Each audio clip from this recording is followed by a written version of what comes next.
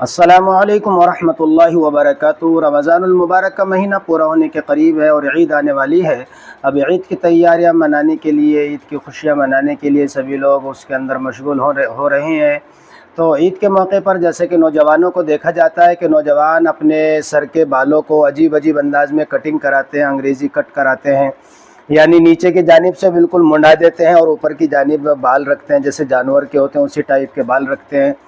تو انگریزی بال کٹوانا یعنی بعض حصے کے بال بالکل گنجے کی طرح کرا دینا اور بعض بیچ والے حصے پر بالوں کو چھوڑنا۔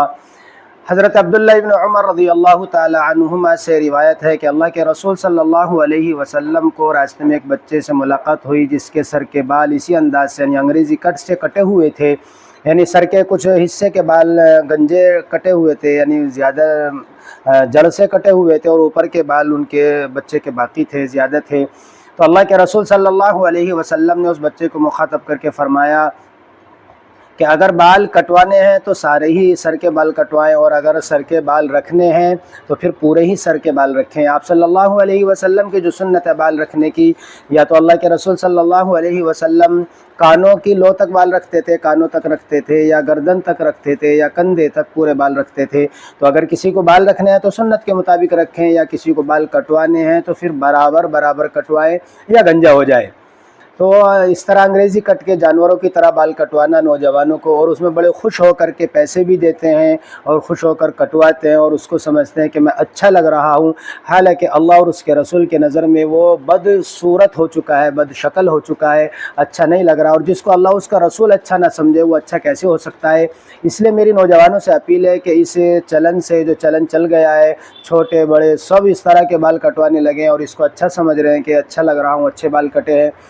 تو اس لیے ان تمام چیزوں سے بچیں، اس طرح کے بال کٹوانے سے، انگریزی کٹ کے بال کٹوانے سے، یا جانوروں کی طرح بال کٹوانے کی طرح جو بال کٹواتے ہیں اس سے بچیں، اس لیے کہ اللہ کے رسول صلی اللہ علیہ وسلم نے اس طرح بال کٹوانے سے منع فرمایا ہے، اور اس طرح کے بال کٹوانا مکروہ تحریمی ہے، اس لیے اس بڑے گناہ سے بچنا چاہیے، اور جو ہمارے بڑے حضرات ہیں ان کو بھی اس بات کو سمجھانا چاہیے۔ اور جو بال کاٹ رہے ہیں حجام لوگ ہیں، یعنی جو جس طرح بال کاٹنے والوں کا جو پیشہ ہے،